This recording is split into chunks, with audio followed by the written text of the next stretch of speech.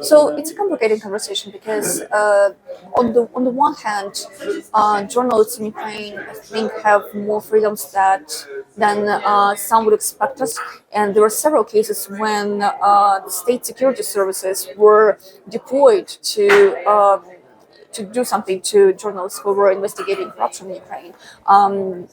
In one case, they tried to draft a journalist to serve in the military. In another case, they installed hidden cameras in journalists' hotel rooms and released the footage as a way of pressure. And it was proven then that it was done by the main security service in Ukraine. There are unfortunately, just even as we are fighting this war against Russia, the war of survival for Ukraine, there are still some actors in the Ukrainian government who see journalists as a threat, and as essential threat for them, perhaps.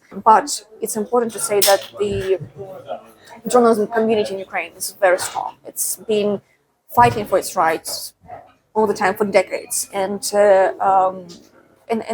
journalists are fighting for their rights now. And I don't think that anybody can silence Ukrainian journalists. They're such an impactful factor in the life of the country, and they are really, really a powerful force.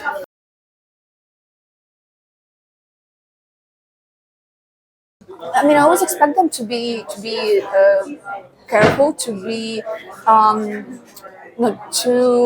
not try to really be open to what the story might be. I would expect, and it's something that we don't really see from major international news outlets, when they make a mistake in a story about Ukraine. I think there's a lack of this inward-looking analysis and acknowledgement of the mistake and understanding, and so on. While when we make a mistake, we freak out about this and we try to do anything possible to fix that. And it's discouraging to see, some international outlets doubling down on their mistakes.